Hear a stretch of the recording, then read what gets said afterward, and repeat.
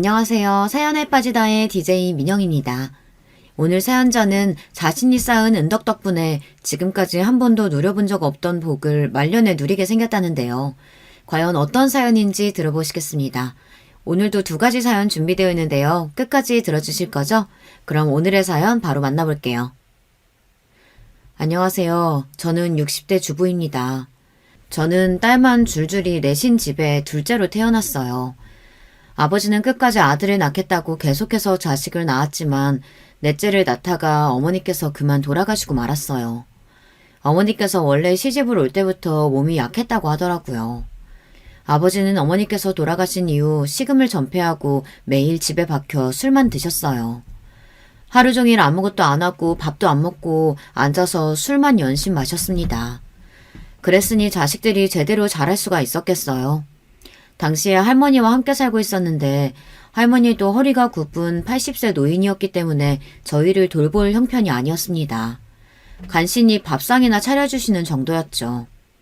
당시에 이제 막 국민학교에 다니기 시작한 언니가 집안일을 하고 제가 동생들을 돌봤어요. 저와 언니는 언젠가 아버지가 정신을 차리고 돈을 벌어오고 자식들도 돌볼 날이 있겠지 기대했습니다. 그런데 아버지는 그럴 기색이 전혀 없었어요. 오히려 시간이 갈수록 더 이상해지더라고요. 그런 저희를 안쓰럽게 여긴 동네분이 어느 날은 집에 찾아왔어요. 그러고는 할머니를 방에 모시고 들어갔어요. 저희가 방에 들어가려고 해도 어른들 이야기니 못 들어오게 하시더라고요. 그로부터 며칠 뒤 믿을 수 없는 일이 벌어졌습니다. 웬 정장을 입은 아저씨와 아줌마들이 찾아왔어요. 그러더니 우리 막내를 데려가려고 했습니다. 알고 보니 동네 분 중 한 분 가족이 아이를 못 낳고 있는데 그 집에서 이제 막 태어난 아기를 찾는다고 했대요. 그래서 우리 막내를 그곳에 보내려고 했나 봐요.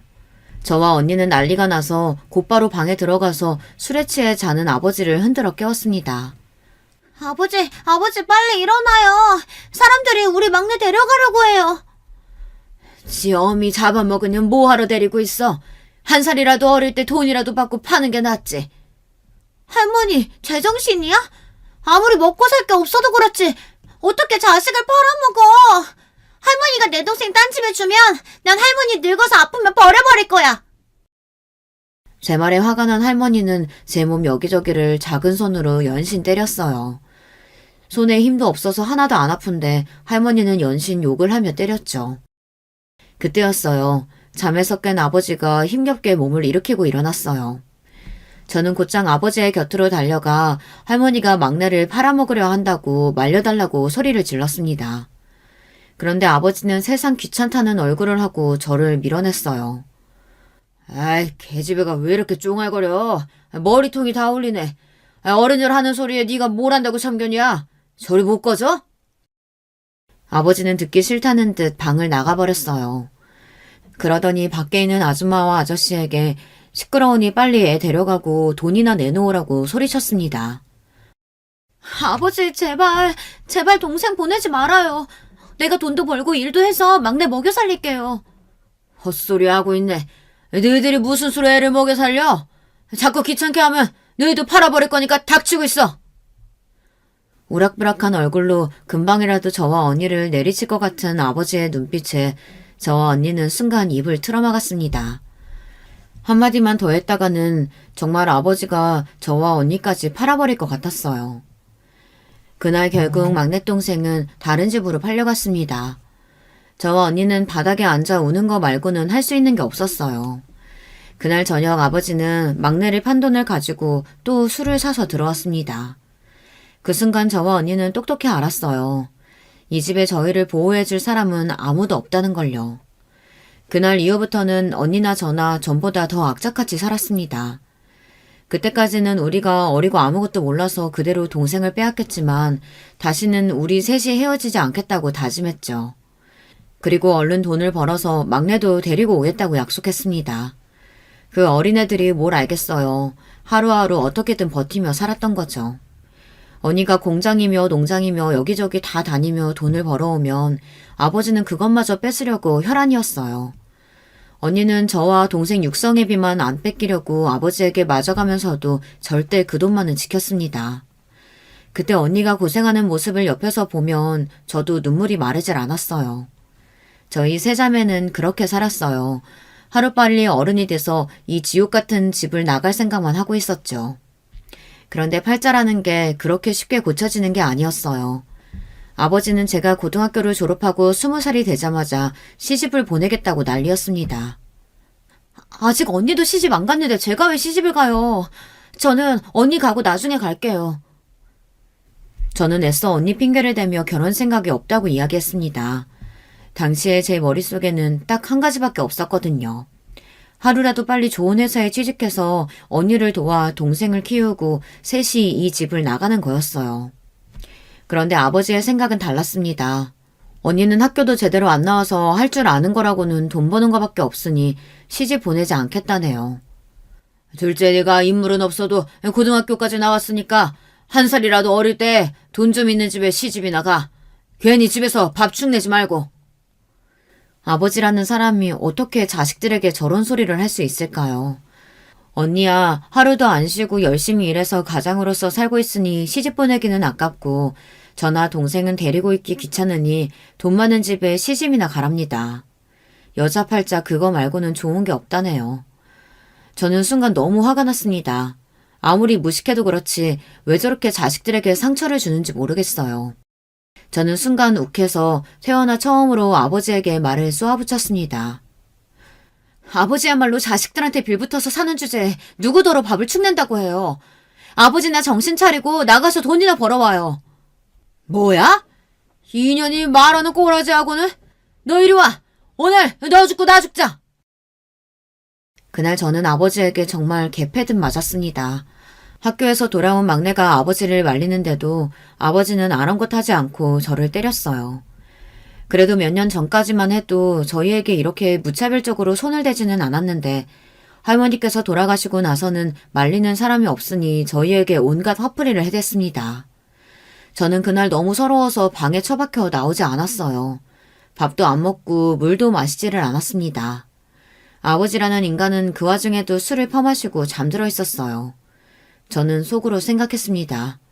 도대체 저렇게 매일 술을 마셔야 되는데 왜 죽지 않을까 싶었죠. 그리고 마음 같아서는 이대로 나라도 콱 죽어버렸으면 좋겠다고 생각했습니다. 아버지라는 인간이랑 한 집에서 한시도 같이 살고 싶지 않아서요. 그날 저녁에 일을 마치고 돌아온 언니가 동생에게 이야기를 듣고는 방으로 들어왔습니다.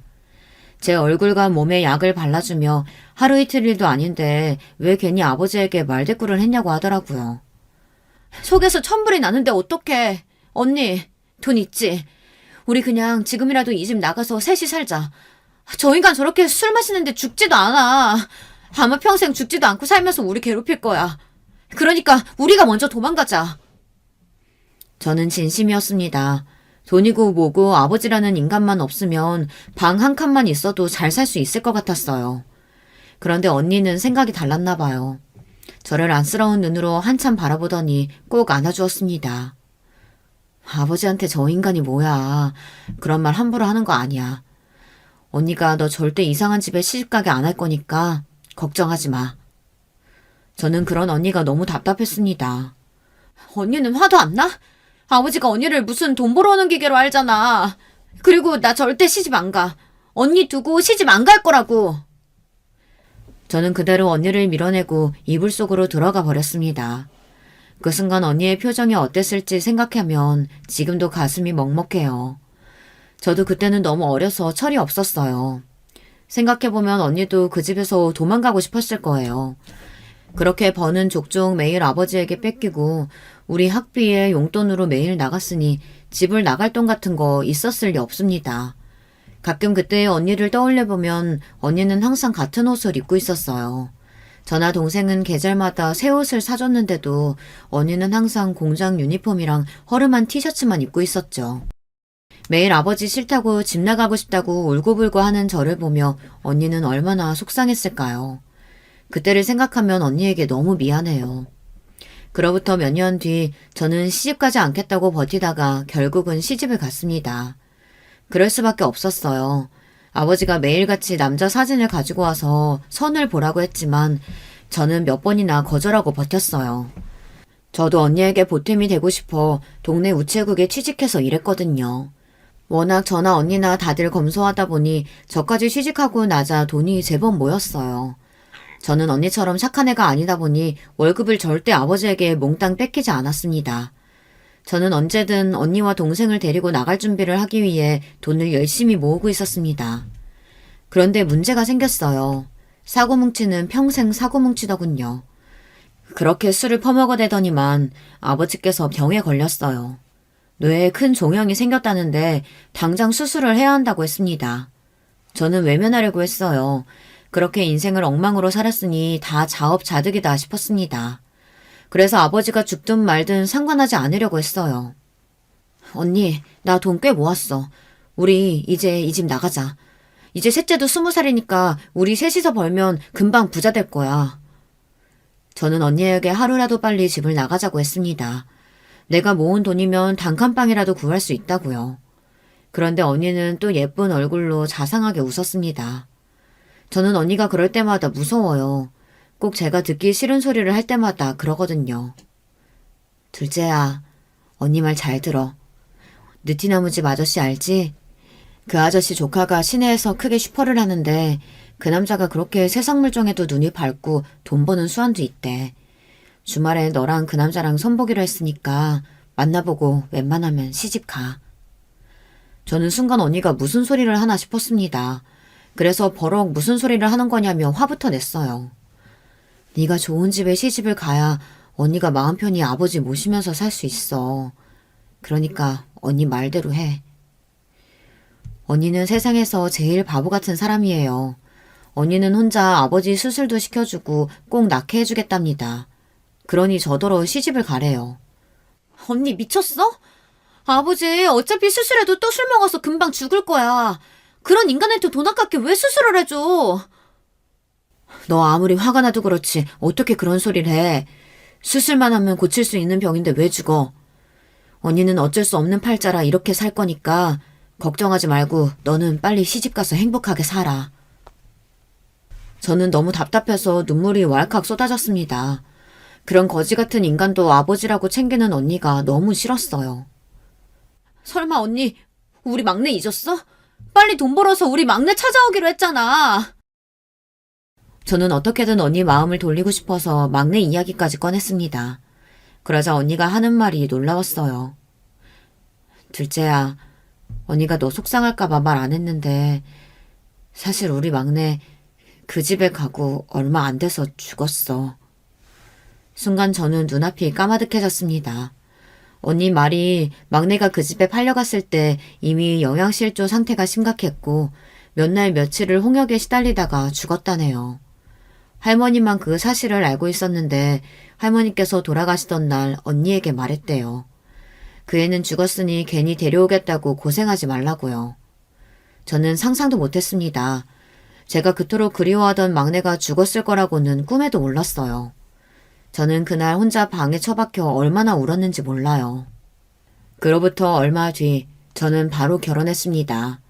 언니가 말했던 느티나무집 아저씨 조카와 식을 올렸어요. 막내가 이미 이 세상에 없다는 사실을 알고 나니 저는 아무런 의욕도 없었습니다. 내가 도대체 지금까지 뭘 위해 살아왔던 건지 허망하기만 했습니다. 저는 다 싫었어요. 평생 자식한테 몹쓸지만 하고 자기밖에 모르는 아버지라는 인간도, 그런 아버지를 아버지랍시고 챙기는 언니도 다 싫었습니다. 그래서 언니 말대로 한 거예요. 저는 언니와 동생과 셋이 있는 순간이 가장 행복하고 좋았지만 언니는 제 생각과 달랐으니까요. 저라도 좋은 남자 만나 행복하게 사는 모습을 보고 싶다던 언니에게 보란듯 잘 사는 모습을 보여주기 위해 결혼을 했습니다. 그런데 제가 결혼하고 바로 뒤에 언니는 동생까지 시집을 보냈어요. 당시에 동네에 직업군인이 된 애가 하나 있었는데 걔랑 바로 선을 보게 하더니 시집을 보내더라고요. 군인이면 집도 나오고 평생 먹고 살 걱정은 안 해도 된다고요. 저는 그제야 알았습니다. 언니는 저와 전혀 다른 꿈을 꾸고 살아왔다는 걸요. 아니 어쩌면 언니는 아무런 꿈도 꾸지 못하고 살았는지도 몰라요. 단순히 아버지든 저든 동생이든 언니에게는 평생 짊어져야 했던 짐이었는지도 모릅니다. 그래서 하나하나 본인이 감당하며 해결할 방법을 찾으며 살았던 거죠. 애초에 언니의 행복 같은 건 꿈도 꾸지 않고요. 그런 언니를 생각해서라도 저는 결혼에 잘 살고 싶었습니다.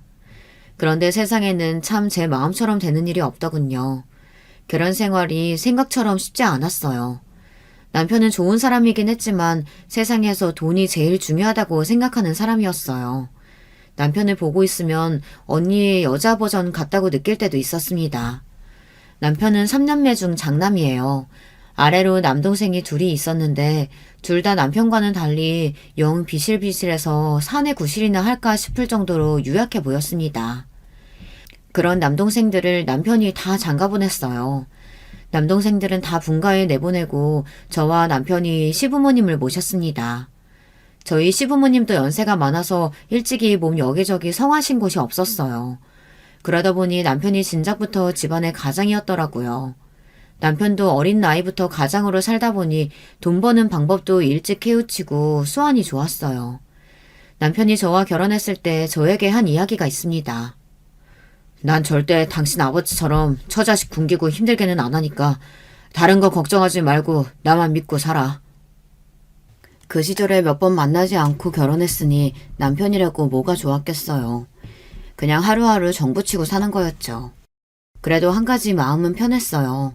남편은 아버지처럼 술도 마시지 않았고 소리도 지르지 않았으니까요. 저는 아들 하나 딸 하나를 낳았는데 남편은 아이들에게도 자상하고 믿음직스러운 아버지였어요. 다른 데에는 돈을 그렇게 아끼는데도 애들 일에는 절대 아끼지 않았죠. 아빠, 애들은 다들 자전거도 있고 컴퓨터도 있는데 우리 집에만 없어요. 저도 공부하고 애들이라고 어울리려면 필요하니까 좀 사주세요. 그런 게 있었으면 진작 말을 했어야지. 가자, 아버지가 나가서 제일 좋은 자전거랑 컴퓨터도 사줄 테니까.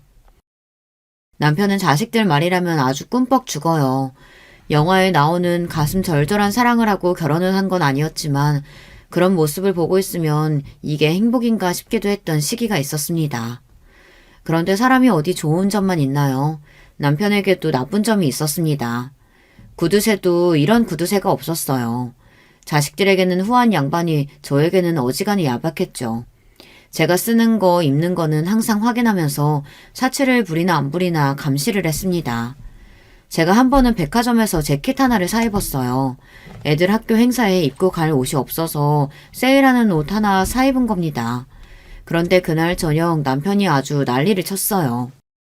세상에, 당신 재벌 사모님이라도 돼? 어떻게 백화점에서 사는 옷을 입을 수가 있어? 난 백화점에서 옷 사 입는 여자들 아주 정신 나갔다고 생각했는데 그게 바로 내 마누라였네. 백화점에서 옷 좀 샀다고 저한테 정신이 나간 여자랍니다. 저는 너무 기가 차서 웃음이 다 나왔어요. 당신이 몰라서 그렇지 백화점 옷이라고 다 비싼 것도 아니야. 이거 세일해서 시장에서 사는 것보다 더 저렴하게 샀어. 이에펜나가 누굴 바보로 하나? 당신이 속이면 내가 넘어갈 줄 알아? 내가 장사만 10년 넘게 한 사람이야. 세상 돌아가는 건 당신보다 내가 더 잘한다고.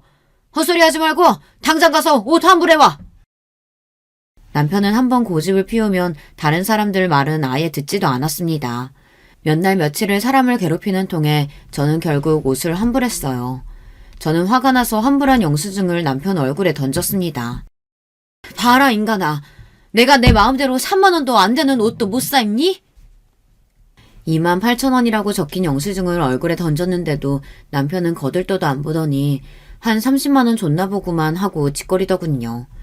정말 마음 같아서는 남편 입술을 찢어버리고 싶었습니다. 저는 결혼하고도 동네 우체국에서 일했어요.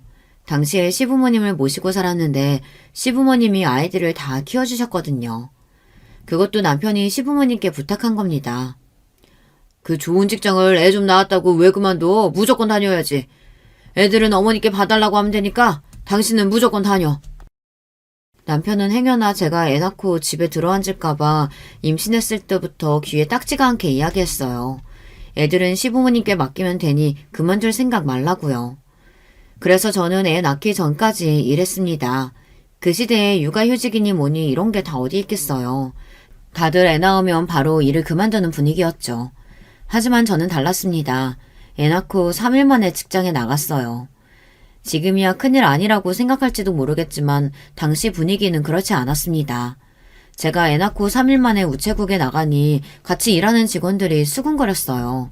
남편이 얼마나 능력이 없으면 애 낳은 마누라를 바로 일터에 내보내냐고요. 저도 처음엔 사람들 시선도 불편하고 은근히 애엄마라고 독하다고 하는 사람들의 말도 듣기 싫었지만 나중엔 오히려 편했습니다. 집에서 애 보는 것보다 나가서 일하는 게 100번 낫더라고요. 물론 남편도 제가 일하는 걸 더 좋아하니 집안일도 많이 도와줬어요. 그런데 딱 한 가지 불편한 건 제 마음대로 돈을 하나도 못 쓰게 했어요. 월급이 나오면 통째로 남편이 가지고 갔습니다. 물론 생활비를 따로 받기는 했지만 제가 쓰고 싶은 돈이 있어도 통 쓰지를 못했습니다. 특히나 친정에 일이 생겨도 돕지 못했어요. 언니가 알아서 한다고 항상 신경 쓰지 말라고 했지만 어디 그럴 수 있나요? 언니 사정이야 제가 제일 잘 아는데 매번 아버지 병원비며 약값을 혼자 감당하는 게 마음에 쓰였죠. 셋째도 마찬가지예요. 셋째가 군인인 남편을 따라 인천으로 가서 집이 멀어졌어요. 애를 낳는다고 해서 가보고 싶어도 시간도 없고 돈도 없으니 갈 수가 없었습니다.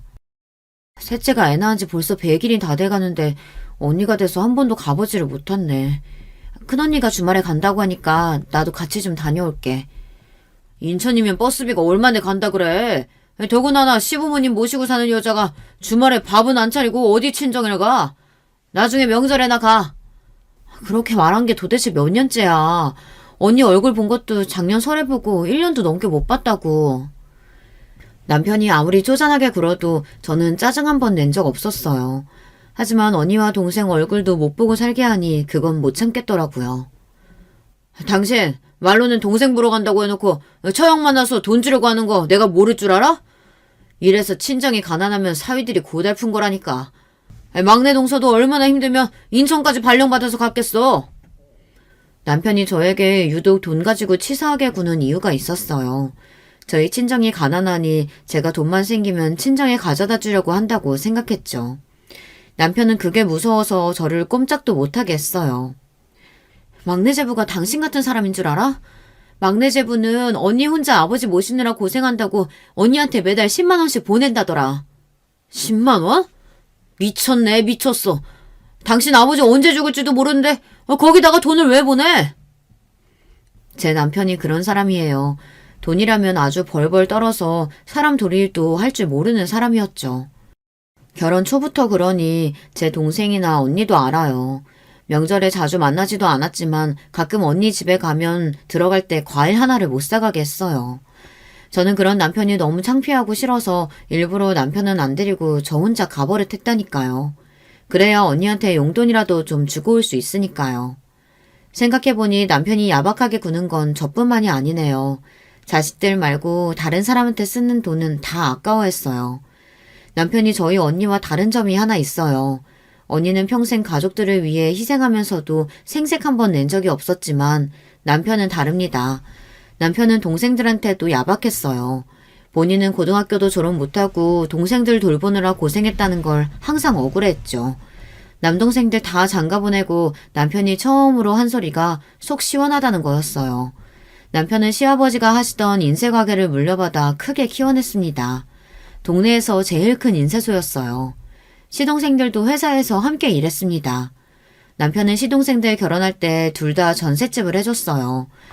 그리고 시부모님이 사시던 주택을 본인이 물려받았습니다. 남편이 장남이라 어릴 때부터 고생도 많이 했지만 고생한 만큼 시부모님 재산은 남편이 다 물려받았어요. 저는 그런 점도 남편이 대단하다고 생각했습니다. 물론 본인이 고생한 만큼 받은 것이라고 하면 할 말은 없지만 그래도 같은 형제인데 시동생 중 누구도 왜 형이 재산을 다 가져갔냐고 하는 동생들이 없었어요. 그 정도로 시동생들이 착하고 순진했어요. 남편 말이라면 똥으로 매주를 쓴다고 해도 믿었죠. 그러던 중 일이 하나 생겼어요. 시동생이 인쇄소에서 일하다가 손을 심하게 다쳐서 일을 못하게 됐습니다. 신경이 다쳐 왼손을 아예 쓰지를 못했어요. 졸지에 장애를 갖게 된 시동생은 일도 못하게 됐으니 시동생네 살림이 힘들 수밖에 없었죠. 저는 아무래도 걱정돼서 남편에게 앞으로 시동생은 어떡하냐고 뭐라도 먹고 살 방법을 찾아줘야 하는 거 아니냐고 했습니다. 그러자 남편이 저에게 버럭 화를 냈어요. 본인은 동생들에게 할 만큼 했으니 앞으로는 본인들이 알아서 살아야 한다고요. 제가 보기엔 남편이 너무한다 싶었지만 제가 나설 수는 없었어요. 수중에 가진 제 돈이 없는데 시동생을 도와줄 방법은 아무것도 없었습니다. 그러던 중 동서가 집에 찾아왔습니다. 아직 돌도 안 된 조카를 등에 업고 찾아와서는 시동생이 직장을 구할 생각도 않고 집에서 놀고만 있다고 저희더러 좀 도와달라고 왔더라고요. 저기 아주버님, 그이가 집에서 놀고 있어서 정말 애 분유도 못 사고 있어요. 인쇄소 일 아니더라도 주변에 다른 자리라도 있으면 좀 알아봐 주세요. 이러다가 애고 저고 삿입에 거미줄 치게 생겼어요. 동서는 원래 얌전하고 조용한 사람이에요. 그런 사람이 집까지 찾아와 부탁할 정도면 어지간히 사정이 안 좋은 거였죠. 애도 어린데 졸지에 남편이 집에서 놀고 있으니 얼마나 속이 타겠어요. 저는 남편을 슬쩍 불러 돈이라도 좀 챙겨주라고 부탁했습니다. 얼마나 힘들면 저러겠냐고요. 그런데 제 말에도 남편은 꿈쩍도 안 했어요. 그러고는 다짜고짜 동서에게 버럭 소리를 질렀습니다. 재수씨, 지금 당장 손 병신된 놈을 누가 써주겠어요? 내가 그렇게 조심하라고 했는데도 에휴 정신 못 차리더니 한심한 놈. 아주버님이 저희 많이 챙겨주신 거 알죠? 근데 정말 방법이 없어서 그래요. 제발 좀 도와주세요. 그렇게 사정이 힘들면 재수씨라도 나가서 벌어야지. 무조건 여기저기 부탁만 하고 다닌다고 애 분유가 나오겠어요? 남편은 못된 거로 치자면 정말 챔피언이었습니다. 안 그래도 힘든 사람한테 아주 독하고 모질게 굴더군요.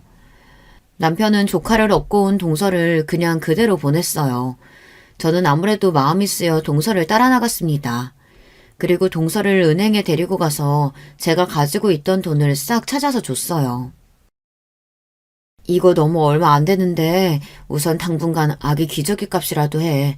내가 많이 못 도와줘서 미안해, 동서. 정말 얼마 안 되는 돈이라 저도 주면서도 동서에게 더 미안했습니다. 그런데 제가 건넨 돈을 보고는 동서가 갑자기 눈물을 쏟더군요. 형님, 감사해요. 저 염치 없지만 이 돈 받을게요. 안 그러면 정말 우리 애 굶어야 해서요. 동서는 고개까지 푹 숙이고 눈물을 뚝뚝 흘렸어요. 저도 눈물이 쏟아졌습니다. 그리고 남편이 너무 원망스러웠어요. 가진 게 없는 사람도 아니고 뻔히 있으면서 자기 삐출한테 저렇게 매몰차게 구는 걸 보니 사람 같지 않아 보였죠. 그 순간 저는 나라도 이렇게 살면 안 되겠다 싶었습니다. 지금이야 남편과 결혼해 가족으로 살고 있지만 제 본래 가족은 언니와 동생이에요. 저희 언니는 저를 이렇게 가르치지 않았습니다. 힘든 사람이 있으면 어떻게든 돕고 살아야 한다고 했어요. 내 배만 불리면서 사는 건 멍청한 짓이라고 했습니다. 저는 그때부터 남편 모르게 따로 돈을 모았어요. 남편이 자식들 일을 돈을 아끼지 않는다는 점을 이용해 돈을 받아냈습니다. 딸아이 학원비도 속여서 받고 아들 등록금도 속여서 받았어요. 제가 다른 데 쓸 돈이 있어서 그런 건 절대 아니에요. 단지 제가 번 돈 정도는 제가 쓰고 싶은 곳에 쓰고 싶었습니다. 제 월급이 올라도 남편이 주는 생활비는 20년 동안 항상 똑같았거든요. 그 옛날 길거리에서 돈 20만 원에 눈물을 펑펑 쏟던 동서를 보는데 제가 결혼하고 지금까지 너무 바보처럼 살았다는 생각밖에 들지 않았어요. 동서가 죽은 제 막내 동생이랑 딱 동갑이에요. 동서는 사람이 참 참하고 순해요. 어리숙하고 세상 물정 모르는 시동생이랑 살면서도 화 한 번 안 내고 꾹 참고 산 사람입니다. 저는 동서를 처음 봤을 때부터 동생 같고 그랬어요. 그런 사람이 힘들어서 도움을 청하는데도 제가 해줄 수 있는 게 고작 20만 원이라는 게 너무 속상했습니다. 그래서 그날 이후 제가 변하기 시작한 거예요. 그전까지도 남편 말이 다 맞는다고 생각한 건 아니었지만 그래도 남편이 악착같이 열심히 살고 있으니 나도 같이 도와서 열심히 살다 보면 우리 가족이 전부 행복해질 줄 알았어요. 그런데 아니었습니다. 남편은 자기 욕심대로 혼자 잘 먹고 잘 살려고 하는 거였어요. 남편과 사는 20년 동안 저는 달라진 게 하나도 없어요. 나이가 많아 우체국을 그만두고 나서도 남편이 쉬지 못하게 해서 저는 마트에서 일합니다. 하지만 남편은 저와 달라요. 몇 년 전 시부모님이 돌아가시고 나서는 인쇄소 문도 닫더니 인쇄소 건물을 팔아 아는 친구 회사에 투자를 했어요. 그 회사에 임원으로 등록돼서 나오는 돈으로 편하게 골프도 치러 다니고 낚시도 하러 다녀요. 저는 인쇄소 문을 닫았을 때 남편에게 동생들에게 돈을 나눠줘야 한다고 강력하게 말했습니다. 당시에도 시동생들은 일용직을 전전하고 있었고 동서는 학교 근처에서 노점상을 하고 있었거든요. 저는 여자 혼자 몸으로 밤늦게까지 노점상에서 분식을 파는 동서가 안쓰러웠습니다. 마음 같아서는 동서에게 작은 가게라도 하나 차려주고 싶었어요. 그런데 남편은 인쇄소 판 돈을 왜 동생들에게 나눠주냐고 노발대 말했습니다. 내가 평생 일해서 일군 회사인데 그 돈을 왜 그 새끼들한테 내줘? 안 그래도 결혼할 때 전세금 내준 것도 아까워 죽겠는데. 당신이 열심히 키웠어도 건물은 시부모님 거였잖아. 전세금도 시부모님이 주신 돈이고. 저는 남편이 하는 소리는 다 듣기 싫었습니다. 항상 본인이 한 것만 생각하지 남한테 받은 건 잊어버리고 살았어요. 그래서 우리가 부모님 돌아가실 때까지 모시고 살았잖아. 그 수발 드느라 얼마나 고생을 했는데. 정말 기가 찼습니다. 시부모님 모시고 살면서도 일하면서도 수발은 내가 다 들었는데 꼭 자기가 한 것처럼 굴더군요. 아무리 우리가 시부모님 모시고 살았다고 해도 우리도 애들 맡기고 살면서 부모님 덕 많이 봤잖아. 그런 걸 다 떠나서 동생들 힘들게 사는 거 보면 안쓰럽지도 않아? 당신네 핏줄이 그렇게 물러 터졌으니까 아직도 그 모양 그 꼴로 사는 거야. 당신 언니 봐라. 평생 아버지 수발만 들고 살다가 시집도 못 가고 저렇게 혼자 독거노인으로 사는 거. 뭐? 독거노인? 당신 말 다 했어? 내 말이 틀려? 당신 언니 재산이라고는 빚밖에 없는 노인데 돌아가실 때까지 수발 들고 살다가 얻은 게 뭐가 있어? 당신도 언니 혼자 사는 거 불쌍하다고 행여나 도와줄 생각하지 마. 내가 당신처럼 쫑생이랑 사는데 우리 언니가 나한테 도와달라고 하겠니? 당신이야말로 독거노인으로 늙어 죽기 싫으면 정신 차려. 제 말에 기분이 상한 남편은 고래고래 소리를 질렀지만 저는 아랑곳하지 않았습니다. 20년을 넘게 살다 보니 남편 같은 건 무섭지도 않았어요. 그러던 중 믿기지 않는 일이 벌어졌어요. 제가 마트에서 일을 하고 퇴근하고 집에 가는데 동서에게 연락이 왔더라고요. 동서는 말도 제대로 못할 정도로 울고 있었어요. 저는 무슨 일이냐고 왜 그러냐고 물었습니다. 가게에 무슨 일이 있냐고요. 그런데 시동생이 죽었답니다. 시동생은 한 손이 불편하다 보니 공사 현장이나 교통관리나 안전관리하는 일을 했었어요. 그런데 비가 많이 오는 날 일을 나갔다가 교통관리 중 산사태가 나서 죽고 말았답니다. 저는 가슴이 철렁 내려앉는 것 같았어요. 동서와 아직 학교에 다니는 조카가 너무 안쓰러워서요. 그런데 세상 일이라는 게 참 잔인합니다. 분명 근무 중 당한 사고라 보상이라도 좀 나올 줄 알았더니만 시동생의 부주의로 인한 사망이라 보상금을 전혀 받을 수 없다네요. 시동생이 안전관리를 하는 직원인데 안전모랑 보호장비를 착용하지 않았대요.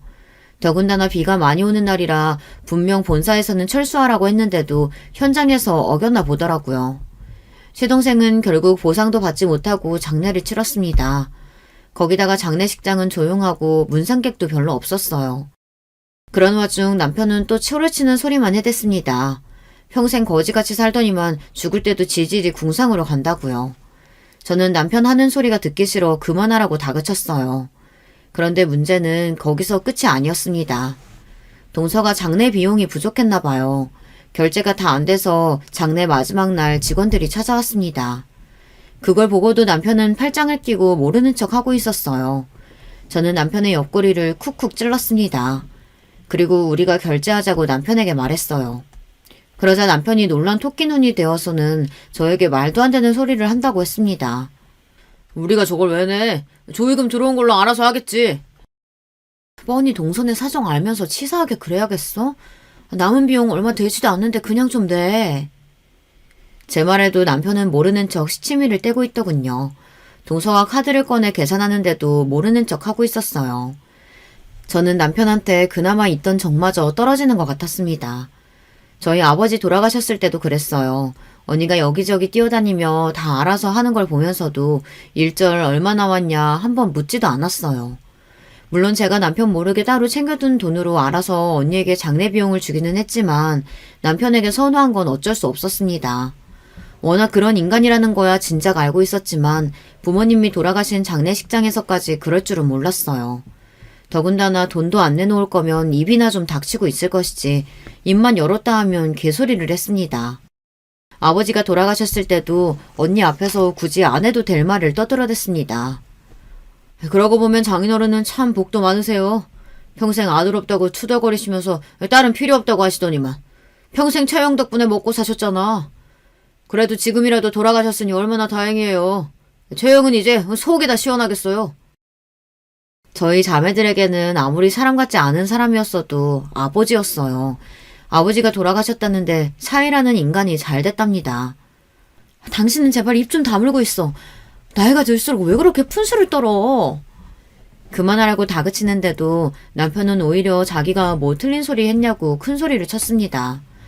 남편이 그런 인간이라는 걸 너무 잘 알다 보니 제가 시동생 장례식에 가면서도 남편에게 말 조심하라고 그렇게 미리 당부를 했어요. 그런데 남편이 어디 제 말을 듣는 인간이던가요. 남편은 돈도 안 내놓으려면 가만히나 좀 있지 그 가벼운 입을 또 놀리더군요. 아이, 재수씨도 참 답답하네요. 남편이 멍청하면 재수씨라도 정신 바짝 차리고 살았어야죠. 도대체 어떻게 돈 관리를 했길래 장례식 비용도 없어요? 이래서 가난한 사람은 평생 가난하게 사는 거라니까. 당신 도대체 왜 그래? 안 그래도 힘든 동서한테 꼭 그런 식으로 말해야겠어? 저는 부끄러워서 도저히 얼굴을 들 수가 없었습니다. 남편은 나이가 들수록 왜 저렇게 늙어가나 모르겠어요. 저는 납골당으로 가는 버스 안에서 제가 대신 동서에게 사과를 했습니다. 그리고 애써 위로하려고 애썼어요. 그런데 동서 말이 가슴이 아프더군요. 아주버님 말 틀린 거 하나 없어요. 멍청한 남편이랑 살면 저라도 정신 바짝 차리고 살았어야 했는데 저도 생각이 없었어요. 아까는 창피해서 말씀 못 드렸는데 이 인간이 알고 보니까 저 모르게 빚을 졌더라고요. 빚이라니? 죽은 서방님 앞으로 무슨 빚이 있었다는 거야? 장례식장에 온 손님들이 그러는데 남편이 같이 일하는 사람들이랑 어울려서 이상한 도박을 하고 다녔대요. 핸드폰으로 하는 거라는데 저 모르게 주변 사람들한테 빌린 돈이 1,000만 원이 넘는데요. 저 노점상도 벌금 밀려서 못하고 있는데 앞으로 애랑 둘이 어떻게 살아야 할지 너무 막막해요. 동서 말을 듣는데 절로 한숨이 나왔습니다. 동서 팔자도 참 기구해요. 동서도 어릴 때 어머니가 집을 나가 할머니 밑에서 자랐어요. 아버지는 돈 벌어온다고 나가서 돌아오지도 않았고요. 그러다 보니 시동생이랑 결혼하기 전까지 할머니랑 살며 외롭게 살았답니다. 그런 사람이 결혼해서도 평생 부족한 남편 뒤치다꺼리하며 살다 보니 고생이 참 많았어요. 그런데 이제는 남편이 남겨둔 빚까지 갚으며 살아야 하는 지경이었습니다. 저는 아무래도 마음이 좋지 않아 시동생 화장을 하는 내내 집중이 되질 않았어요. 화장하는 동안 바닥에 주저앉아 우는 동서와 조카를 보는데 가슴이 찢어질 것 같았습니다. 장례식이 끝나고도 저는 마음이 편하지 않았습니다. 동서와 조카가 앞으로 살 일을 생각하니 저까지도 막막하더라고요. 저는 도저히 이대로는 안 되겠다 싶어 며칠 뒤 동서를 찾아갔습니다. 그런데 동서는 이삿짐을 싸고 있었어요. 동서, 웬 이삿짐이야? 이사하려고? 저는 놀라서 동서에게 물었습니다. 그러자 동서가 힘없이 웃어 보이더군요. 빚쟁이들한테 자꾸 연락이 와서 더는 못 버티겠더라고요. 그나마 이 집이라도 있으니 전세금이라도 빼서 빚 다 갚고 둘이서 월세라도 가려고요. 저는 입술을 앙 다물고 울지 않기 위해 노력했습니다. 그리고 준비해간 통장을 동서에게 건넸어요. 동서, 이거 받아. 내가 우리 남편 모르게 혼자 야금야금 모은 돈인데 나중에 우리 딸내미 시집 갈 때 쓰려고 했거든. 근데 글쎄 우리 딸내미는 시집 안 가고 평생 나랑 산다고 그러네. 그러니까 이건 그냥 동서 주려고. 제 말에 놀란 동서는 통장을 확인했습니다. 통장을 확인한 동서는 너무 놀라 통장을 제게 건네며 이렇게 큰 돈은 받을 수 없다고 폴짝 뛰어댔어요. 형님, 1억을 제가 어떻게 받아요? 말도 안 돼요. 동서, 내가 미안해서 그래. 시부모님 돌아가시고 그 재산 우리 남편이 혼자 홀라당 먹을 때 나 진짜 동서한테 미안해서 잠도 잘 못 잤어. 그러니까 이제야 그 돈 받는다 생각하고 제발 받아줘. 이건 동서 몫이야. 저는 동서가 끝까지 안 받겠다고 할까봐 어떻게든 설득했어요. 사실 딸 결혼이니 뭐니 제가 농담하기는 했지만 사실 동서 돈이 맞아요. 시부모님 돌아가시고 남편이 받은 재산 중 일부나 마찬가지니까요. 형님, 너무 감사해요. 제가 항상 이렇게 염치가 없어요. 제가 죽어도 이 은혜 잊지 않겠습니다. 염치는 무슨, 난 제발 동서가 잘 살았으면 좋겠어. 그러니까 어디서 뭘 하든 절대 아프지 말고 건강하게 살아. 동서는 저에게 꼭 이 은혜를 갚겠다고 몇 번이나 이야기했습니다. 저는 그런 소리 하지 말고 마음 굳게 먹고 살라고 했어요. 그리고 무슨 일 생기면 꼭 연락하라고 했습니다. 동서는 저에게 애들 결혼하면 꼭 연락하라고 했어요. 꼭 축하해주러 오겠다고요. 얼마 뒤에 동서는 이사를 갔습니다. 그리고 몇 달 뒤에 제 덕분에 좋은 동네에 집도 구하고 작은 가게도 차렸다고 연락이 왔어요. 동서가 마음 잡고 잘 사는 것 같아 마음이 놓였습니다. 사람 사는 게 참 마음 같지 않아요. 동서가 이사 가고 나서는 제가 먼저 동서에게 자주 전화도 하고 새로 차렸다는 가게에도 놀러 가보려고 했는데 그게 마음처럼 쉽지 않더군요. 애 둘 키우다 보니 어느새 시간이 훌쩍 흘러버렸습니다. 어느새 애들도 다 성인이 되고 저도 지나가면 할머니라고 부르는 사람이 있을 정도로 나이가 들었어요. 이 나이 정도 되면 고민 같은 거 없이 편하게 살 줄만 알았는데 전혀 아니더군요. 말이 씨가 된다고 어릴 때부터 결혼 안 한다고 그렇게들 노래를 부르고 다니더니만 나이가 꽉 찬 자식들이 둘 다 결혼도 안 하고 진작에 독립해서 살고 있습니다. 저도 남들처럼 손주들도 제 손으로 키워주고 싶은데 저희 애들은 전혀 결혼 생각이 없어서 저에게는 먼 이야기였습니다. 그런데 자식들 결혼 문제는 문제도 아니었어요. 글쎄 이 망할 놈의 남편이 꼴에 바람을 피우고 있었습니다. 저는 감쪽같이 몰랐어요. 어느 날 남편이 골프를 치고 집에 들어왔는데 바지 주머니에 웬 영수증들이 잔뜩 있더라고요. 남편이 사람들과 어울려 다니며 골프도 치고 취미생활을 좀 하고 다니지만 워낙 구두세다 보니 카드를 잘 쓰지를 않아요. 그런데 웬일로 카드를 이렇게 긁었나 싶어 신기해서 영수증을 하나하나 확인했습니다.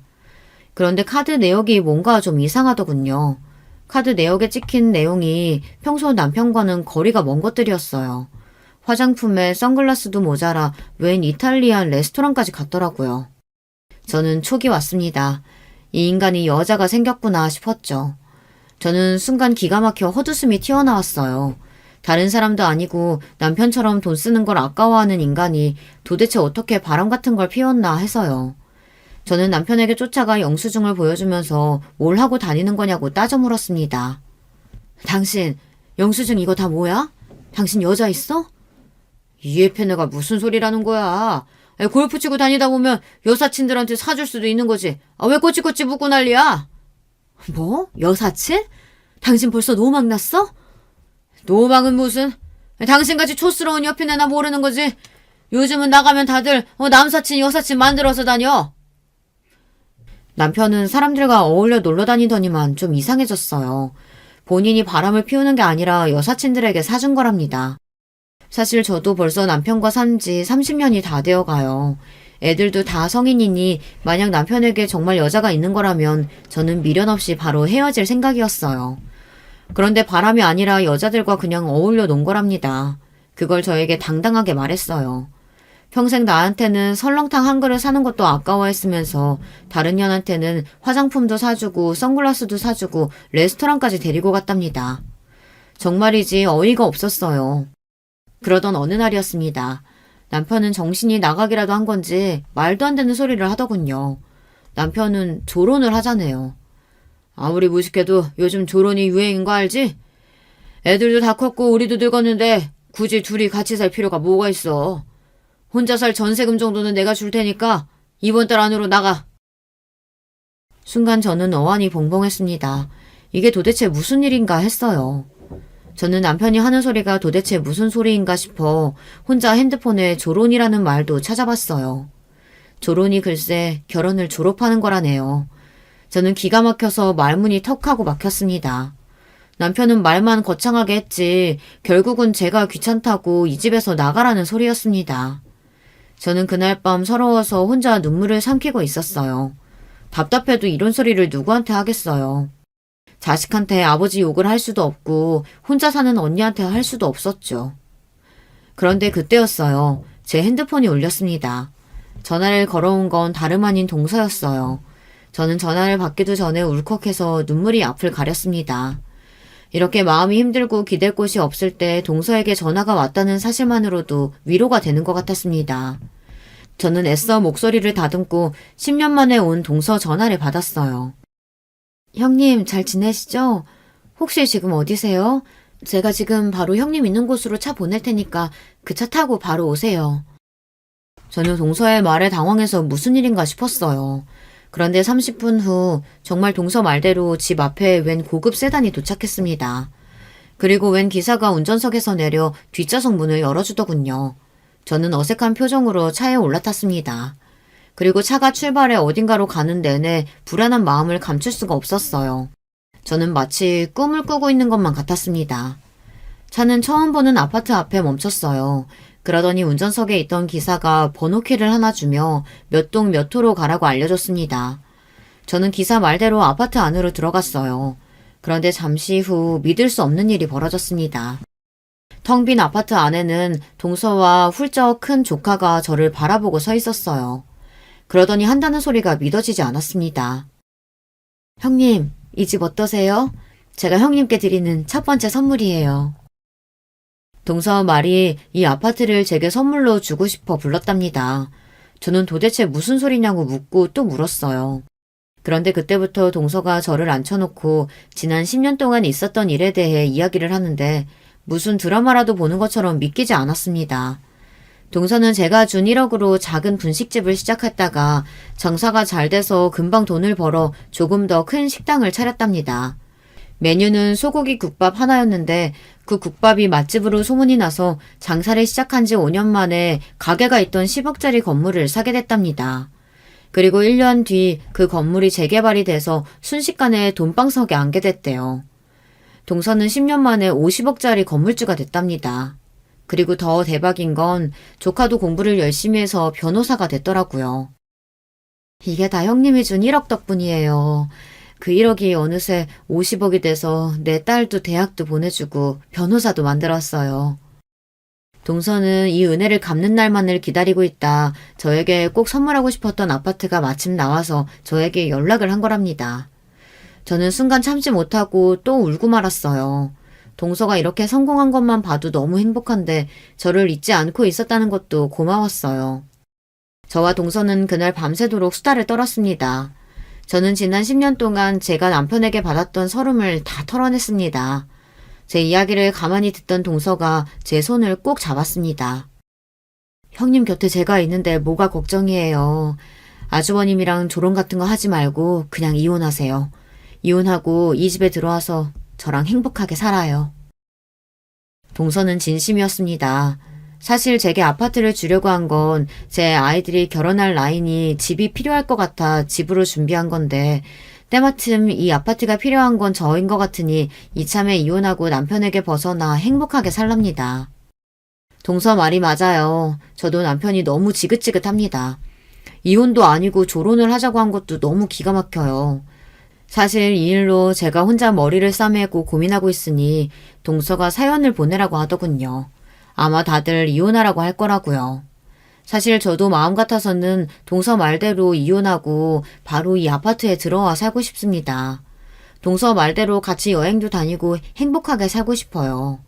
그런데 하나 걸리는 건 자식들이에요. 아직 제 아들하고 딸이 결혼도 안 하고 살고 있잖아요. 다 늙은 부모가 이혼해서 따로 산다고 하면 아이들 인생에 흠이 되진 않을까 고민입니다. 남편이 철도 없고 자기밖에 모르는 독불장군이긴 하지만 지금까지 30년을 넘게 같이 살비비며 살았는데 이렇게 매정하게 돌아사는 게 맞는지 모르겠어요. 제 사연을 끝까지 들어주신 여러분들께서 제가 앞으로 어떻게 하면 좋을지 함께 고민 좀 해주세요. 여러분의 의견 댓글로 남겨주시면 제가 동서와 함께 꼼꼼히 살펴보도록 하겠습니다. 지금까지 제 이야기를 들어주셔서 감사합니다. 여러분의 가정에는 항상 즐거운 일만 가득하시길 바랄게요. 여러분, 두 번째 사연 시작하기 전에 좋아요, 구독 꼭 눌러주실 거죠? 그럼 두 번째 사연 바로 시작합니다. 안녕하세요. 저는 광활한 경기도의 어느 한 동네에 살고 있는 여성이랍니다. 저는 일찍이 저희 친정 집안에서 개천 용으로 꼽혔어요. 지금은 찾아보기가 힘들어졌다는 개천에서 난 용이 무엇인지 여러분들은 아마 다들 아시겠죠? 배경 없이 오로지 자력으로만 성공을 일구어낸 드물고 어려운 경우를 그렇게 부르는 것인데요. 저희 집안이 극심하게 가난하진 않았으나 형편이 여유롭진 못했고 특히나 학구열을 불태울 수 없는 분위기와 환경이었어요. 그 가운데서 자라난 저는 그래도 나름 2년제 전문대라도 나오면서 대학 졸업장을 따냈고요. 처음엔 생산직으로 일을 시작했다가 비록 단순 업무의 반복이었다지만 사무직으로 옮겨갔고요. 이때 자격증 공부도 엄청 열심히 하고 각종 프로그램들을 열이 넘치게 익히면서 점차 다재다능한 면모들을 갖춰가기 시작했어요. 제가 자리를 잡은 후에 만나서 결혼하게 된 상대, 제 남편은 4년제 대학을 나온 사람이었는데 대신 위치가 지방이었답니다. 그 대학교의 이름을 들으면 웬만하면 사람들이 고개를 갸웃하면서 그런 데가 우리나라에 있었던가 싶어질 법한 곳이었으나 남편의 전공은 그나마 그 대학교에서 유일하게 내세울 자랑거리였다는 게 중요했어요. 경쟁력 있는 전공이었다는 것, 거기에 꾸준한 자기 노력을 합쳐서 남편은 취업을 성공적으로 해냈고 그 이후에는 성실함 하나를 무기로 삼아서 열심히 쉬지 않고 달려왔어요. 그런 남편을 저는 지인의 소개로 처음 만났었던 거죠. 적나라한 비약을 해보자면 결혼을 염두에 두고 선을 본 셈이나 다름없었어요. 운명적인 인연을 그리 멋진 사연들 속의 인물들에 비하자면 저희 두 사람은 너무나도 시시하고 현실적인 출발선에 서 있었던 것 같아요. 김이 빠지긴 하지만 어쩌겠나요? 그것이 저희 부부의 지극한 현실이었던 것을 부정할 수는 없는걸요. 이 세상 모든 남녀가 영화 속 주인공들처럼 극적으로 사랑을 시작하지는 않는다는 걸 저나 남편이나 잘 알던 사람들이었기에 무덤덤하게 연애를 잘 시작했고 결혼까지도 잘했습니다. 자, 그런데 이러한 저희 부부와는 다르게 자기들은 운명처럼 만나서 불꽃처럼 결혼에 꼴인했다고 주장하는 부부가 있었어요. 그리고 그들은 먼 곳에 있지 않았어요. 바로 저와 남편의 곁에 있는 존재들이었죠. 제 시동생과 동서였답니다. 저희로 말할 것 같으면 워낙에 각종 고난과 역경을 지나오면서 더욱 끈끈하고 애틋해진 사이라서요. 아직까지도 그래요. 서로의 눈만 봐도 애정이 강렬하게 솟아오르고 무슨 생각을 하고 있는지 알 것 같거든요. 그래 동서, 부부 사이가 좋은 것만큼 큰 복이 또 없지. 그래서 우리 부부도 서로에게 큰 복이 돼줘서 늘 감사한 마음으로 살고 있어. 그런데 저희보단 사이가 덜하신 것 같은데요? 왜냐하면 저희는 아주버님과 형님 두 분처럼 적당히 찾은 결혼 상대인 경우와는 차원이 다르니까요. 저희는 연애 시절에 있었던 일화를 책으로 쓰면 영화와 제의 들어올 만한 수준이에요. 선 보고 나서 결혼 땡! 이게 다였던 두 분은 연애 시절에 특별한 일화 따위 없으시겠지만. 지금 생각해보면 동서의 자랑질 참 유치하고도 낯간지러운 방식이었네요. 그런데 이 발언을 제 동서되는 사람이 제 눈을 똑바로 쳐다보면서 술도 안 마신 벌건 대낮에 했다는 게 정말 놀라운 얘기죠. 웃자고 농담한 것도 아니었고 진지하게 자기들이 저희들보다는 훨씬 낫다는 것을 주장하기 위해서 그런 말을 했던 거예요. 동서가 저보다 서열로는 분명 아랫사람인데 도대체 왜 이렇게 굴었냐고요? 이걸 알려드리기 위해서는 인물 소개가 필요한데요. 남편은 3남매 중 둘째고 나이 차이가 꽤 많이 나는 누나 한 명이 있고요. 딱 1살 차이가 나는 연년생 남동생이 또 하나 있어요. 남편의 누나인 제 시누이는 저희 부부가 결혼할 당시에 이미 결혼 10년 차였고 아이가 셋이었답니다. 아무래도 여자다 보니까 결혼이 더 일렀던 측면이 있다고 봐야 했죠. 놀라운 점은 시매부가 시누이보다 1살 연하라는 거예요. 그러니까 시매부 입장에서는 남자치고 결혼을 엄청 일찍 했던 셈이 되네요. 혼전 임신도 아닌데 왜 시매부가 남자임에도 결혼을 일찍 했는지 궁금했는데 알고 보니 시매부 주변의 사람들은 가족이고 지인이고 가리지 않고 전부 다 결혼들을 일찍 했다고 하더라고요. 20대를 넘겨서 결혼한 사람은 아무도 없다는 얘기를 듣고 제가 그 당시에도 정말 깜짝 놀랐던 기억이 있네요. 시매부는 고등학교를 졸업하자마자 바로 일부터 시작했고 그래서 꽤 이른 나이에 나름 결혼자금이라고 부를 만한 금액이 모였었다는 듯 싶었어요. 아, 참고로 시누이는 전문대를 나왔고 전공과는 전혀 관련 없는 일을 하던 도중에 결혼을 한 것이었고요. 시부모님 설명도 간단히 드려보자면 시아버지께서는 고등학교 졸업하신 이후 공장의 잡일부터 설치기사 일까지 가리지 않고 해오신 분이고요.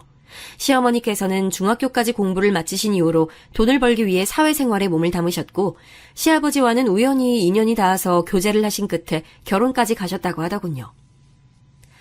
이쪽이고 저쪽이고 양가 수준이 너무나도 비슷했기 때문에 오히려 결혼하기엔 수월했지. 따질 게 없었으니 말이야. 대신 서로의 집안에서 더 좋은 상대 만나지 왜 너무 똑같은 상대를 골라왔나 싶어서 조금 아쉬워했다고나 할까? 시어머니께서는 너스레를 떨어대셨으나 실상은 녹록지 않은 결혼 생활의 시작이었을 거예요.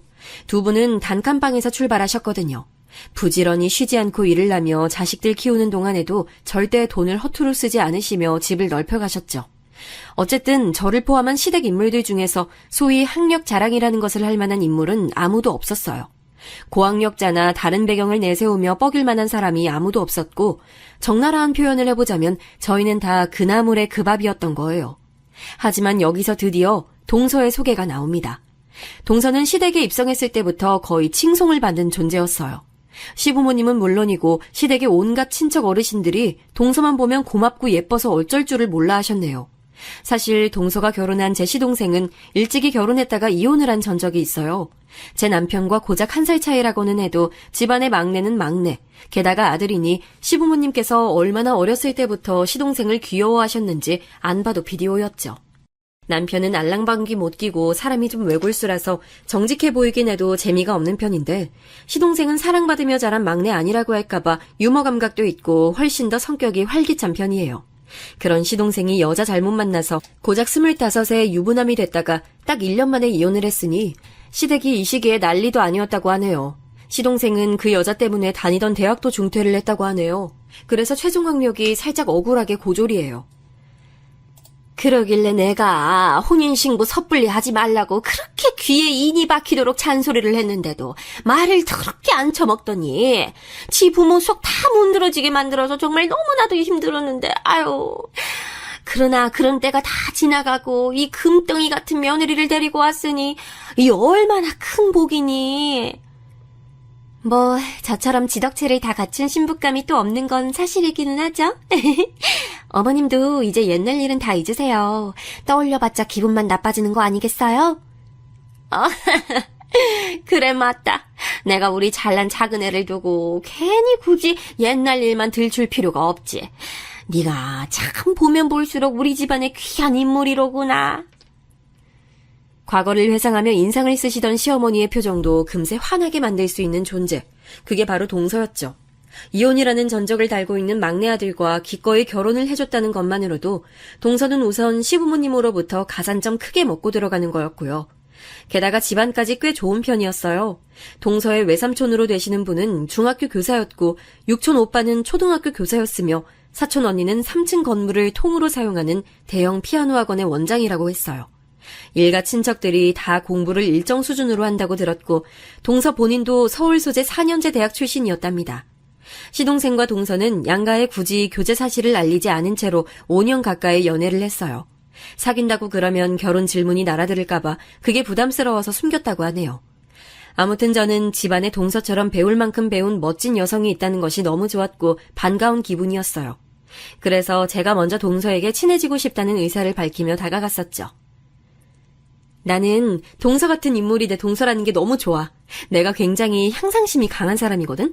여자가 자리 욕심 있다고 하면 사회생활하는데 힘들어져서 가끔은 나 자신을 감추고 억누르며 사는 중인데 기회가 생긴다면 망설이지 않고 치고 들어갈 준비는 늘 돼 있어. 난 이런 사람이라서 동서처럼 똑똑하고 멋진 여성을 한 집안에서 만나게 된 점이 너무 설레. 같은 동지를 발견한 느낌이라고 할까? 우리 앞으로 서로의 인생을 응원해주며 지내자. 같은 동지라니요? 네, 뭐 그렇게 생각하고 싶으시면 하세요. 말리고 싶진 않으니까요.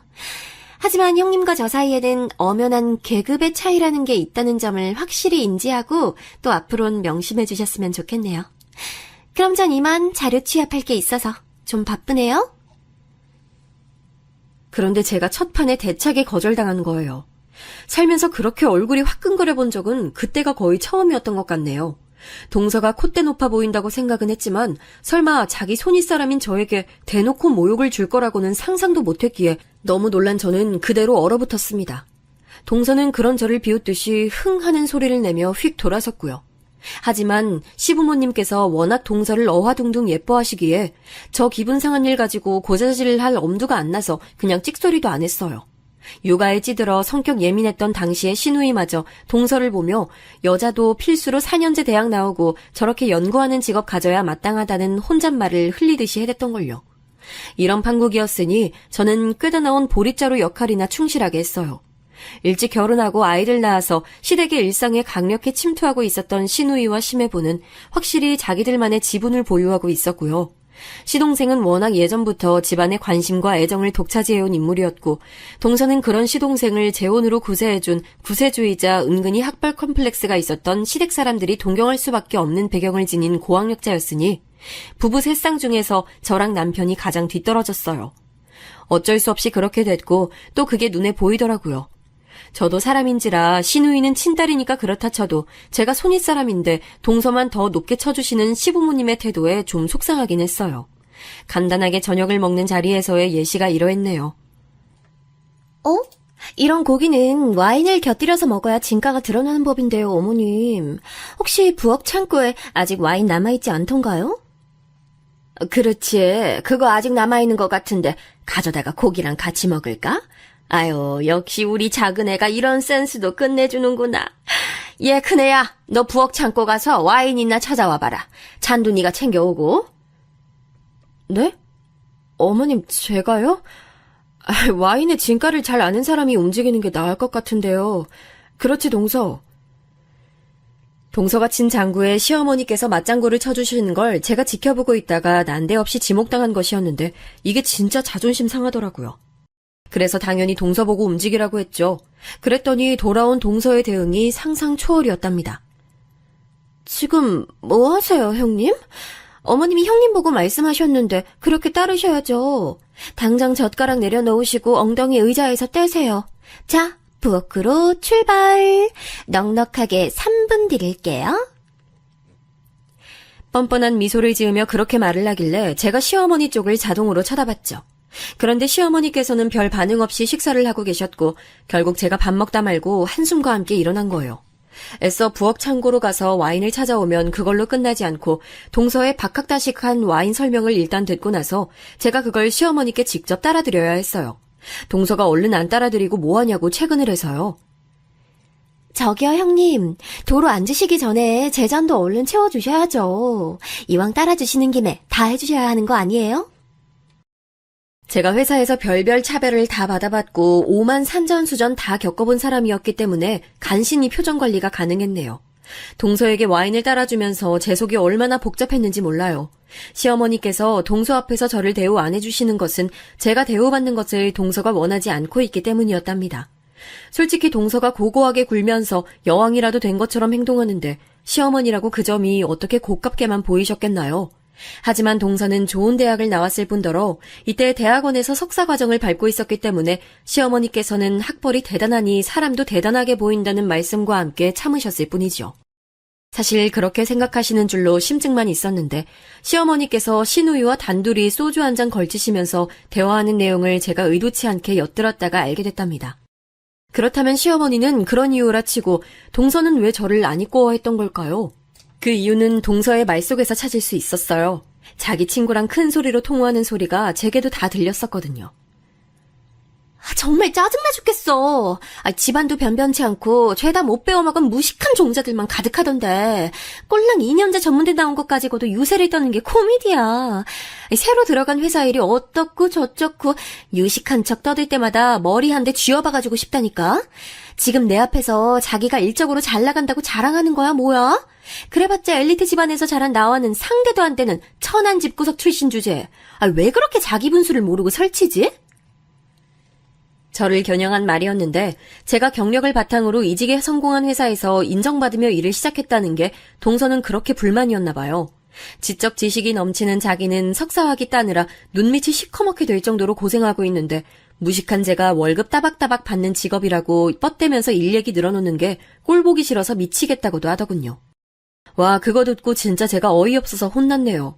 회사 특성상 여자보다 남자가 월등히 많았고 구조를 보면 확실히 여자가 승진이나 업무 추진 부분에 있어서 불리했어요.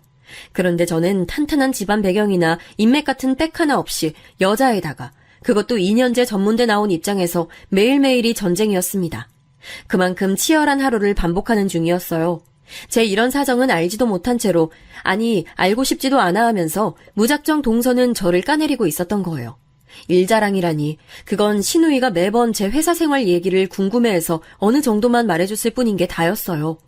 만약에 제가 집안 빵빵한 사람이었으면 동서가 저렇게 저를 얕잡아 볼 수 있었을까 하는 가정을 해보니 쓴웃음이 지어지더군요. 저는 동서를 제 마음속에서 멀리하기로 다짐해버렸죠. 동서도 저를 멋대로 깎아내리며 싫어했으니 저도 동서에게 왜 제가 자기를 멀리하게 됐는지 알려주지도 않고 또한 변명할 기회 따위는 주지 않은 채 제 안에서 동서를 배척해버리기로 한 거예요. 그 변화는 금세 겉으로 드러났기에 얼마 후부터 동서가 무척 당황스러워하는 게 보였어요. 원래 같았으면 제가 좋은 게 좋은 거라는 생각으로 그냥 해줬을 일들을 안 해줬거든요. 형님, 다음 주말에 어머님이랑 같이 장 봐서 갈비찜 하기로 하셨다면서요? 그때 3분의 1 정도는 매운 갈비찜으로 해주세요. 제가 요즘에 칼칼한 게 입에서 자꾸 당기네요. 원래는 매운 거 안 즐기는 편인데 형님이 매운 갈비찜 맛있게 해주시면 그건 제가 성의를 다해서 먹어보겠습니다. 동서, 누가 매운 거 좋아하는지 어쩐지 동서한테 물어봤어? 아무도 안 물어봤는데 혼자 잘 노네. 집안에 매운 거 좋아하는 사람 아무도 없는데 동서 하나 때문에 굳이 매운 갈비찜을 따로 하는 건 너무 비효율적인 것 같아. 그냥 동서가 갈비찜 위에다가 고춧가루 뿌려 먹어. 아니면 갈비 한 입, 청양고추 한 입 이렇게 번갈아 가면서 먹든가. 그럼 매운 갈비찜 완성이네. 뭐라고요? 그렇게 먹는 게 어떻게 매운 갈비찜이랑 똑같아요? 형님은 그냥 갈비찜이랑 매운 갈비찜이랑 차이도 모르세요? 하나는 간장 색깔이고 하나는 아예 빨간 색깔이라서 아예 요리법이 다르잖아요. 요리 잘하신다더니 이런 것도 모르시나 봐. 무식한 냄새. 형님답지 않게 말대꾸하시고 그냥 매운 갈비찜이나 얌전히 만드세요. 동서가 내 말 못 들은 모양이구나. 다시 말해줄게. 너 말고는 매운 갈비찜 처먹을 사람 없다고. 그러니까 따로 만드는 건 비효율적이라고. 매운 거 먹고 싶으면 네가 혓바닥 위에 고추를 바르면 된다고. 자, 이제 이해됐지? 설마 동서처럼 똑똑한 사람이 못 알아듣고 나에게 말대꾸하는 일은 없을 거라고 생각해? 제 말이 끝나자 동서의 얼굴은 서서히 빨갛게 달아오르기 시작했어요. 마치 매운 갈비찜을 먹은 사람처럼 말이죠.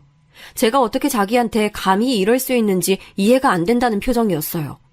화가 난 듯 보이기도 했지만 저의 차가운 목소리에 대고 다시 반박할 생각까지는 안 드는 모양이었습니다. 입을 꾹 다물더니 그 이후로는 저만 빼면 눈을 째리기 시작했어요. 그걸 숨기지 않으니까 오죽하면 시아버지께서도 몹시 당황해하셨죠. 혹시 며느리들끼리 사이가 안 좋은 건가 싶어서 자꾸 분위기를 살피시는 듯했어요. 그래서 저는 일부러 동서와 딱히 문제가 없는데 동서 혼자 왜 저러는 건지 의문이라는 듯 어색하게 웃으며 지냈었네요. 그런 제가 가증스럽다고 생각이라도 했는지 동서는 저를 보면 약이 오른다는 듯 은근하게 씩씩거리더군요. 그때까지만 해도 시아버지 그리고 제 남편을 제외하고는 아직까지 다들 동서의 눈치를 살살 보고 있던 시기였네요. 저는 시댁에서 소외되더라도 어차피 제 남편의 가족들이기에 잘 지내고 싶은 거지 그 이상 그 이하도 아니었기 때문에 아쉬워하지 않았어요. 오히려 남편과 편하게 둘이 여가 시간을 잘 쓰면서 부부 사이가 더 돈독해졌답니다. 그리고 저는 야간대학으로 4년제 대학을 다니기 시작했어요. 저의 높은 이상을 받쳐주려면 학력이 우선 준비돼 있어야 저의 기회가 언제쯤 찾아오든 상관없이 제 날개를 펼칠 수 있을 것 같더라고요. 남편의 응원과 지지가 크게 작용했네요. 제가 잘 돼야 자기도 잘 되는 거라고 말해주는 남편이 있어서 저는 도전이라는 것을 두려워하지 않았던 듯 싶어요. 남편이 이렇게 나오자 시부모님께서도 점차 저희 부부를 다른 눈으로 주시하기 시작하셨어요. 제가 회사 일에 의욕적이라는 것만 아셨을 뿐이었던 시어머니께서도 회사에서 제 위치가 어떻게 되는지, 회사는 뭘 해서 먹고 사는 회사인지 그런 것들에 관심을 가지시더군요. 나는 큰애가 회사를 유독 열심히 다닌다고만 생각했는데 야간대학까지 다니면서 더 큰 미래를 준비하고 있었다는 게 너무 놀랍구나. 그렇다면 우리 집안에는 또 4년제 대학 간판 단 사람이 추가되는 거네. 정말 멋지다. 내가 20년만 젊었다면 큰애 너처럼 살고 싶을 정도로 여자 인생 한번 폼나게 살아가는구나. 어머님, 지금도 늦지 않으셨어요. 배우고 싶으신 거 있으시면 배우시고 활동하시고 싶으신 분야가 있으면 도전해보세요. 저번에 보니까 어머님 영어 공부에 흥미 있으시던데 영어 배워서 자막 없이 외국 영화 보는 게 소원이라고 하지 않으셨어요? 알파벳부터 배워보세요. 뭐든지 배워놓으면 쓸모없는 건 없어요. 내가? 영어 공부를? 아이고, 큰애야. 중학교밖에 안 나온 내가 언감생심 영어를 어떻게 배운다고 그러니. 작은 애가 일전에 하는 말이 타고난 환경이며 공부머리 이런 게 중요하기 때문에 못 배우고 산 사람들은 평생 그렇게 사는 법이라고 하던데. 그래도 시작은 해볼까? 알파벳 모시기? 부끄러운 것인지 드러내진 않으셨으나 시어머니께서는 분명히 영어를 배우고 싶어 하셨기 때문에 저는 그 길을 적극적으로 밀어드렸어요. 그로부터 얼마 지나지 않았을 때부터 시어머니께서는 확실히 저를 보는 눈빛이 달라지셨고요. 시누이는 자꾸 자기 애들을 시켜서 저에게 애교를 부리게 만드는 등 왠지 모르게 저를 향해 태도를 더욱 유하게 하더라고요. 하지만 동서는 이런 변화를 전혀 반기지 않았습니다. 시댁 집안 꼴이 너무 보기 안 좋게 되어가고 있다면서 원흉으로 저를 꼽았어요. 자꾸 저한테 틱틱거리면서 신경질을 부리길래 저도 욱해서 한마디 했죠. 불만 있으면 정확히 얘기를 할 것이지 쓸데없이 빙빙 돌리지 말라고요. 그랬더니 동서가 코웃음 치면서 이러더군요. 저랑 어머님 사이 이간질해서 갈라놓고 형님 그렇게 안 봤는데 정말 고단수셨네요. 고민 척하는 여우가 여자들 사이에서는 가장 재수없는 거 아시죠? 바로 형님 같은 사람이요. 내가 곰이든 여우든 적어도 동서보다는 덜 약일 것 같은데? 이간질이라니.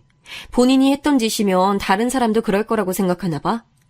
나를 왜 그렇게 싫어하는지는 알겠는데 어른이면 어른스럽게 어느 정도 감정은 갈무리하면서 살자, 동서야. 보기 추하다. 웃기시네. 누구보다 취한 건 본인이에요. 호박이 줄 긋는다고 수박 되는 줄 알아요? 아무리 4년제 대학 졸업장 따내도 그거 야간이라서 볼품 하나도 없어요. 그러니까 괜히 그딴 짓으로 나처럼 타고난 엘리트 집안의 수제와 동급이 되려고 들지 말라고요. 아무리 발버둥 쳐도 내가 있는 곳까지는 절대 못 올라오니까. 하! 진짜 어이없기 싫이. 왜 이딴 짝퉁이 나 같은 진품보다 관심을 더 받는 거야? 짜증나게. 동서는 저보다 월등한 자기 집안 배경, 그리고 고학력에 엄청난 자부심이 있는 사람이었고 늘 자기가 중심에 있어 왔는데 제가 그 영역을 침범하다 못해 그 자리를 빼앗는다고 여긴 모양이었어요. 다 큰 어른이 왜 이러나 싶었고 너무 공부만 하고 살면 저렇게 성격이 고슴도치처럼 되는 건가 싶어서 의문이기도 했네요. 아무튼 저는 동서하고 이때를 기점으로 완전히 서로에게 등을 돌렸어요. 공존할 수 없다고 못을 땅땅 박아버린 거였죠. 시댁의 모든 일가 친척들이 저랑 동서의 사이가 냉랭하다는 것을 점차 다 알아버려서 처음엔 너무 민망하기도 했으나 시간이 지나자 적응이 됐네요. 웬만하면 한자리에서 안 마주치려고 하였고 보게 되더라도 짧은 인사가 끝이고 추가적인 말은 아예 안 섞었어요. 시부모님께서는 저러다 말겠지 싶어서 그냥 두셨다가 이 냉전 대치가 계속되자 골치 아파하셨고요. 시동생과 동서는 이때 열심히 시부모님께 입을 털면서 저와 남편의 험담을 해댔었고요.